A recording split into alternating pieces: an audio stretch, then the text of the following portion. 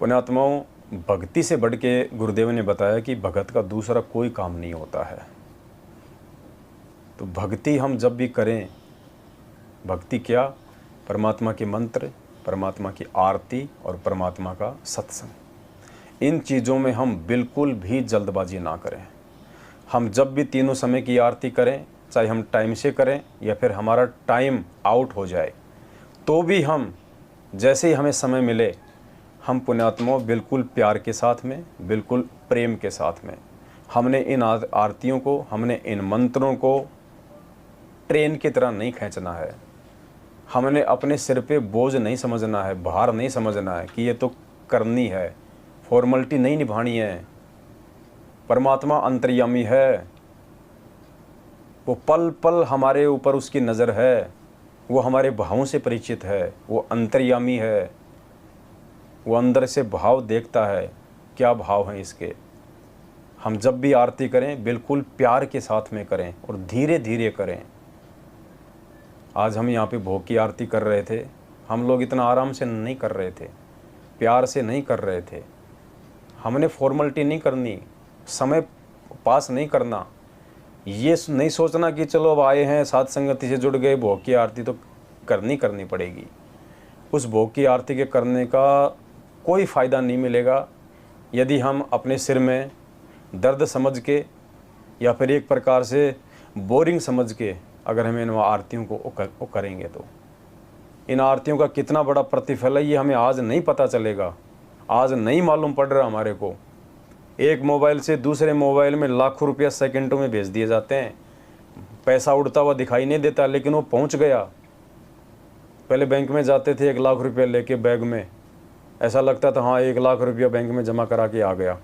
और आज ये सूक्ष्म तरीके से टेक्नोलॉजी के माध्यम से, फ़ोन पे के माध्यम से, गूगल पे के माध्यम से, पेटीएम के माध्यम से, बैंकों का सारा काम आजकल इन मोबाइलों में हो गया।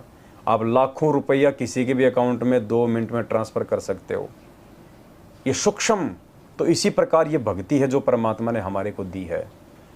परमात्मा ने कहा कि एक मंत्र का इतना जाप है, यदि विधिवत और मर्यादा में रह के और गुरु को भगवान मान के यदि किया जाए अपने आत्म कल्याण के लिए, परमात्मा को समर्पित होके, तो परमात्मा कहते हैं 14 लोक ना तुलावे राम रंग होरी हो। इतनी कीमत है इस मंत्र की। और जैसे हम यहाँ मंत्र करते हैं, हमारी यह कमाई उन देवताओं के पास में डिपॉजिट होती जा रही है। परमात्मा ने हमारा भक्ति का अकाउंट खोल रखा है, ऑटोमेटिक ये कमाई हमारी वहाँ जमा हो रही है। हमें इस भक्ति का प्रतिफल यहाँ नहीं देगा परमात्मा, इस भक्ति का प्रतिफल, इन आरतियों का प्रतिफल, इन मंत्रों का प्रतिफल यहाँ जिस आत्मा को मिलना शुरू हो गया भौतिक सुख और सुविधा में, उन आत्माओं, वो आत्मा परमात्मा को प्राप्त नहीं कर पाएगी। अगर यहाँ पे उसको यदि इसका प्रतिफल मिलना शुरू हो गया तो, अगर कोई भगत है वास्तव में और परमात्मा ने यदि वास्तव में इस भगत को सतलोक भेजना है इसी जन्म में, उन आत्माओं, पहली बात उस भगत की इच्छा नहीं बनेगी कि परमात्मा मुझे धन दे, मुझे माया दे, मुझे भौतिक सुख दे। और परमात्मा ने यदि भगत को पार करना होगा इसी जन्म में, तो परमात्मा उसको अपनी वाणी के अंडर में रखेगा, वरना परमात्मा का खुद का विधान टूट जाएगा। साईं इतना दीजिए जिसमें कुटुंब समाव, हम भी भूखे ना रहें अतिथि न भूखा जाए।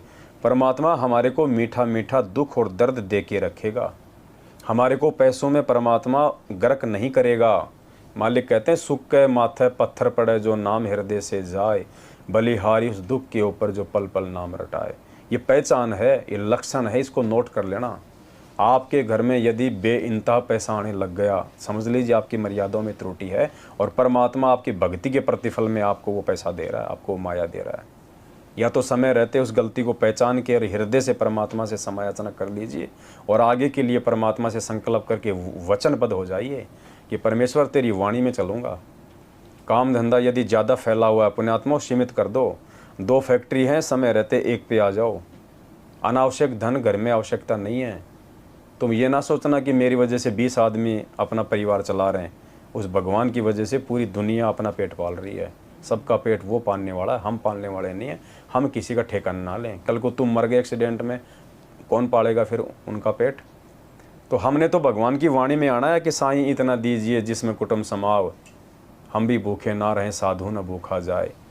माया में ना आज तक कोई जीव पार हुआ है, ना कोई हो पाएगा, ये परमात्मा का विधान है। नरसिंह जी को कहाँ से कहाँ लाके पटका परमात्मा ने, अब्राहिम सुल्तान को कहाँ से कहाँ लाके पटका। और सेव समन ने चाहा था धन, परमात्मा चाहता तो उसी जन्म में पार कर देता उसको, वो ऐसी स्थिति में था। क्योंकि ये निर्धनता ही पार होने की स्थिति है असली। क्या परमात्मा हमें सतयुग में पार नहीं कर सकता था? त्रेता में पार नहीं कर सकता था? द्वापर में पार नहीं कर सकता था? क्यों नहीं किया? क्योंकि उस समय हमारे को इतने ज़्यादा सुख थे कि हमें परमात्मा की आवश्यकताएं महसूस नहीं होती थी। माया सबसे बड़ी बेड़ी बताई परमात्मा ने, ये आपके अंदर भाव पैदा नहीं होने देगी। आपके अंदर जो जो रोना, परमात्मा कहते हैं ना, जिस भगत को रोना नहीं आया अभी तक, उसके अंदर भक्ति का प्रवेश नहीं है। उसको कोशिश करनी चाहिए परमात्मा से प्रार्थना करके। जब तक रोना नहीं आएगा हमें परमात्मा के मंत्र करते समय, परमात्मा के ये वचन सुनते समय, परमात्मा के शब्द सुनते समय, तब तक तो हमारे अंदर भक्ति का प्रवेश नहीं है। और परमात्मा कहते हैं भक्ति के कुछ और भी लक्षण बताए मालिक ने, कि हमारी आँखों के सामने मक्खी सी जो परमात्मा कहते हैं, वो काले काले वो धब्बे से, हम आँख बंद करेंगे तो भी आएंगे। हम कहीं जा रहे हैं, हम गाड़ी में बाहर देख रहे हैं तो शीशे के पार भी वो नज़र आएंगे। हम सो जाएंगे, मान लीजिए नींद आई नहीं और वैसे आँख बंद कर ली, तो भी वो हमारी आँखों के सामने दिखाई देंगे। परमात्मा ने कहा कि वो तुम्हारी भक्ति का प्रतिफल है। ये पैमाना है कि तुम्हारी भक्ति तुम्हारे अंदर अर्जित हो रही है या नहीं हो रही है। मुझे नहीं पता था इन सब बातों का, लेकिन जैसे मैंने परमात्मा के ये वचन सुने तो मैंने विचार किया कि हे भगवान, जब मैं छोटा था तब से मैं तो इनके साथ में खेला करता था। मैं तो आंखों के सामने ये घूमते रहते थे, मेरे आज भी घूमते हैं मालिक की दया से। तो मैं तो इनके साथ में खेला करता था। कभी वो इधर भगते थे तो मैं इधर देखता था, इधर भगते थे तो मैं इधर देखता था। आंखें बंद कर लो तो भी वो जाले से घूमते रहते थे। तो मालिक की ये विशेष दया परमात्मा की, ये कोई पिछले जन्म के संस्कार होते हैं, ये पिछले जन्म की भक्ति थी। आज भी परमात्मा ने और अपनी साधना से जोड़ दिया, तो मालिक की दया, मालिक की मेहर। तो कहने का मतलब है पुण्यात्माओं, जब तक हम अपने मन को स्थिर नहीं करेंगे, अपने आप को स्थिर नहीं करेंगे, और हम पुण्यात्मा उसी समय स्थिर हो सकते हैं जब हम अपने व्यवसाय को, अपने काम धंधे को हम स्थिर करेंगे। वरना हम कभी भी, हमारे अंदर वो ठहराव नहीं आएगा, हमारे अंदर वो शांति ज़िंदगी में नहीं आएगी, हमारे अंदर बदलाव ज़िंदगी में नहीं आ सकता। अरे सारा दिन यदि हम माया के पीछे दौड़ते रहेंगे, 1 के 4, 4 के 8 बनाने में लगे रहेंगे, कब हम परमात्मा के सत्संगों पे हम चिंतन करेंगे, हम विचार करेंगे? और जब तक चिंतन नहीं करेंगे, विचार नहीं करेंगे, तो पुण्यात्मा हमारे अंदर परिवर्तन की भावना पैदा नहीं होगी। तो सभी भाई बहनों से दास की विनती है, परमात्मा के आशीर्वाद से ये जो बातें जो बताई जा रही हैं, आप इनको परमात्मा का ही आदेश मान लेना। क्योंकि परमात्मा चाहता है कि मेरे बाहर आने से पहले पहले आप मेरे इस भक्ति मार्ग पे भगत बन जाना, वरना उसके बाद कोई चांस नहीं है। आने की बात तो पूरी दुनिया उनको परमात्मा मान लेगी। ऐसी परमात्मा चमत्कार करेंगे, ऐसी परमात्मा लीलाएं करेंगे आने वाले समय में, ऐसी ऐसी जो घटनाएं जो घटित होंगी, और उन घटनाओं को परमात्मा अपने आशीर्वाद से टाल देगा खड़ा खड़ा। भगवान है तो परमात्मा भगवान वाले काम भी दिखाएगा समय आने पे, तब दुनिया मानेगी कि हाँ संत रामपाल जी परमात्मा है। वरना उनको तो एक कैदी बना के जेल में बैठा रखा है। और इस प्रकार से वो परमात्मा दुनिया के सामने भगवान के रूप में नहीं उभरेगा। पुण्यात्माओं, 1994 से परमात्मा ने एक मार्ग शुरू किया था ये, और 2014 तक परमात्मा ने ज्ञान दिया। 26 साल तक परमात्मा ने इस मार्ग को ज्ञान मार्ग का नाम दिया। जो अच्छी आत्मा थी, जो परमात्मा की अधिकारी आत्मा थी, जो ज्ञान समझ के आने थे, वो इन 26 वर्षों में आ गए। और 2014 जेल जाने के बाद परमात्मा ने ज्ञान मार्ग से अपनी आत्माओं को जोड़ने के मार्ग को बिल्कुल बंद कर दिया, क्लोज। अब ये समाज ये डंडे के डर से आएगा, अब ये समाज भयभीत होके आएगा। क्योंकि परमात्मा कहते हैं जो प्यार और ज्ञान से नहीं मानता, फिर वो डंडे से मानता है। और एक सत्संग में परमात्मा ने कहा था कि इस दुनिया को बंदर भी वो परमात्मा ही दिखाएगा आने वाले समय में। बंदर का मतलब डर, भय। भय बिना भक्ति नहीं होती, भय बिना ये दुनिया नहीं मानने वाली, इस दुनिया का अहंकार नहीं टूटने वाला। और ये भगवान कोई जेल में बैठने नहीं आया जो आज बैठा हुआ है, किसी प्रकार से जेल में बैठा रहेगा, नहीं, थोड़े बहुत दिनों की बात है। इस दुनिया को परमात्मा आने वाले दिनों में वो बंदर दिखाएगा। गुरुदेव ने कहा कि जब हम छोटे छोटे थे, स्कूल में जाया करते थे, तो जब इंटरवल होती थी तो एक तालाब था, हम वहाँ पे इंटरवल में नहाने के लिए जाया करते थे। और उस जोहड़, उस तालाब के किनारे पे एक पेड़ था बड़ा सा, हम उस पेड़ पे चढ़ते और पेड़ के ऊपर से पानी में छलांग लगाते। तो एक दिन एक छोटा बच्चा था, वो भी उस पेड़ पे हमारी देखा देखी वो चढ़ गया। अब वो बच्चा पेड़ पे तो चढ़ गया, लेकिन पेड़ पे चढ़ने के बाद जब नीचे देखा तो पानी और वो गहराई, वो डर गया। अब उससे नीचे नहीं कूदा जा रहा, और पेड़ भी इतना ऊंचा था, अब उससे पेड़ से भी नीचे नहीं उतरा जा रहा, वो वहीं अटक गया। अब इतने में उसी पेड़ पे कोई बंदर था, वो घूमता घूमता आ गया, और उस पेड़ की उसी टहनी पे वो बंदर जाने लगा जिस टहनी पे वो बच्चा था। अब बच्चे ने देखा कि कूदा तो मरा और ना कूदा तो ये बंदर खाएगा। और अंत में उसने फैसला लिया कि बेटा मार जा छलांग पानी में, और वो बच्चा उस बंदर के भय से उस पानी में छलांग मार गया। तो फिर पूज्य गुरुदेव जी ने इस कथा का सार बताया कि जो व्यक्ति आज इस सत्संग में छलांग नहीं मार पा रहे हैं, नहीं आ पा रहे हैं, अपने अहंकार के चलते, मान बढ़ाई के चलते, माया के चलते, शानपति के चलते, कहते हैं आने वाले दिनों में वो बंदर उनको भगवान दिखाएगा। बंदर का मतलब डर, भय। जैसे कोरोना एक ट्रेलर था छोटा सा, आने वाले दिनों में क्या होगा आप उसकी कल्पना भी नहीं कर सकते। भक्तों तक का विश्वास डगमग हो जाएगा, भक्तों तक का। जितने भगत आज आपको दिखाई दे रहे हैं ना संत रामपाल जी के, अगर इनमें 50% भी रह जाएं तो बहुत बड़ी मानता होगी, 50% भी रह जाएं तो। और पुण्यात्मा उस समय जिस विश्वास, जिस दृढ़ता और जिस संघर्ष की आवश्यकता होगी, वो केवल साध संगति में आके ही आप प्राप्त कर सकते हो। गुरु को भगवान माने बिना, गुरु को भोग लगाए बिना, और ये भक्ति मार्ग के रहस्यों को अपने दिलो दिमाग में समाये बिना आप उस विनाशकारी समय में भक्ति मार्ग पे नहीं टिक पाओगे, अकाल मौतों को प्राप्त होगे। जब आज हो रहे हैं तो सोचो उस समय भगवान क्यों बचाएगा भक्तों को। तो हमने भक्ति को महत्वता देनी है, हमने ठहराव लेके आना है, हमने स्थिरता लेके आनी है। अरे ये ज्ञान लेने के बाद पुण्यात्मा हमारा 90% जो दिन है, हमारे दिन का 90% हिस्सा भगवान के सोच विचार, उसकी चर्चा, उसकी भक्ति में निकलना चाहिए। आप कोई काम भी करते हैं तो काम अपनी जगह हो रहा है, परमात्मा कहते हैं ऐसी एक रिहर्सल बन जाती है। जैसे आदमी गाड़ी चलाता है तो गाड़ी चलाने में उसको ज़्यादा मानसिक वो नहीं करना पड़ता, क्योंकि उसका हाथ पैर का उसका अभ्यास बन जाता है। गाड़ी भी चलाओ और अपने भगवान की अपनी आरती में ध्यान दो, मालिक के सत्संग चलाओ, वो सुनो, वो परमात्मा के मंत्र जाप करो। आप कोई ऑटो चलाते हैं, सवारी बैठ गई, 2 मिनट बात कर ली, हाँ जी कहाँ जाओगे, हाँ जी ये किराया वहाँ तक। अपने को जान पहचान नहीं निकालनी, साहब आप कहाँ से हो, क्या करते हो, नौकरी क्या करते हो, हैं यहाँ कहाँ रहते हो, क्या मतलब है, भाड़ में जाए चाहे वो कोई में पड़ा रहे, हमें क्या मतलब। बैठाया, किराया लिया, उतार दिया, जयराम जी की, उसके बाद कुछ नहीं। बाकी अपना गाड़ी चलाओ, अपना मंत्र जाप करो, वो अपनी बकवाद अपना करते रहेंगे आपस में। तो इस प्रकार से हमने अपने जीवन को सफल बनाना है इस भक्ति मार्ग पे। ऐसे हम 90% परमात्मा के नज़दीक आएंगे।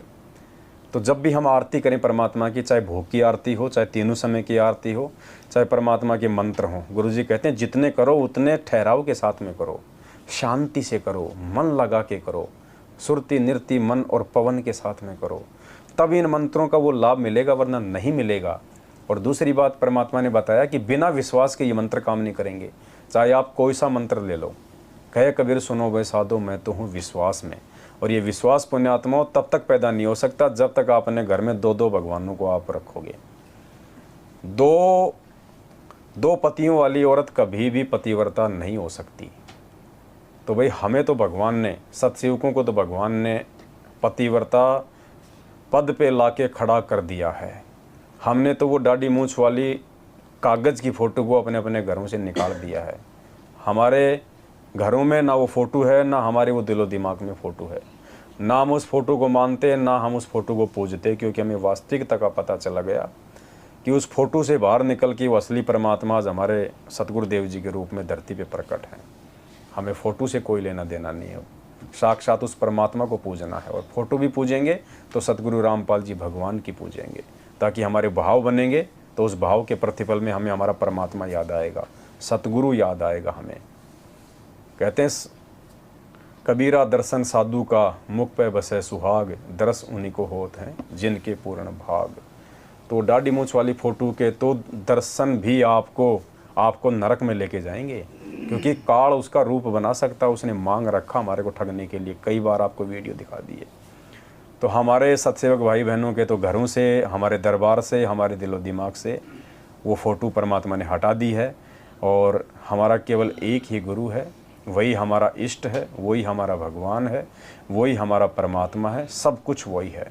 तो पुण्यात्माओं, जब तक हम उस परमेश्वर की पहचान नहीं कर लेंगे, एक भगवान की, और जब तक उस एक भगवान की पहचान करके हम भक्ति शुरू नहीं करेंगे, गुरु जी कहते हैं तब तक तो तुम्हारी भक्ति जो है वो बनेगी भी नहीं। अभी तो तुम एक म्यान में 2 तलवार ठूसने का प्रयास कर रहे हो, और मालिक कहते हैं एक म्यान में 2 तलवार नहीं आ सकती बेटा, असफल रहोगे। मालिक कहते हैं कि पीना चावे प्रेम रस और राख्या चावे मान, एक म्यान में 2 तलवार भाई देखी सुनी ना कान। जिस प्रकार एक म्यान में 2 तलवार नहीं समा सकती, उसी प्रकार एक पतिव्रता आत्मा के अंदर 2 पति नहीं समा सकते। वो व्यभिचारणी भक्ति है, वैश्या भक्ति है वो। तो पुण्यात्माओं, उस वैश्या भक्ति को छुड़वा के आज परमात्मा इस पतिव्रता वाली भक्ति पे केवल सत्सेवकों को लेके आए हैं। और सत्सेवक बन के साध संगति से जुड़ के भी यदि कोई मंदबुद्धि प्राणी अपनी उन घटिया और ओछी हरकतों को नहीं छोड़ेगा, निंदा, चुगली, राग द्वेष, घर परिवार की ज़्यादा बातें, फालतू की बकवाद, एक दूसरे की टांग खींचना, वो मैनेजमेंट वालों से भी बढ़ के निर्भागी आत्मा होगी। उसको परमात्मा अनंत युग तक नहीं संभालेगा। इतना समझाने के बाद और सत्सेवकों की संगति मिलने के बाद, पुण्यात्माओं, ये मानसरोवर समझ लेना आप, जहाँ से परमात्मा जीवात्माओं के सारे विकार हटा के सतलोक में लेके जाते हैं। हमें नहीं पता चलेगा हम कहाँ बैठे हैं। गुरुजी ने कहा जब तुम्हारा शरीर छूटेगा ना, तुम्हें पता नहीं चलेगा कि तुम सत्संग में जा रहे हो, तुम वहाँ पे त्रिकुटी पे जा रहे हो बेटा, तेरी वहाँ पे परीक्षा है।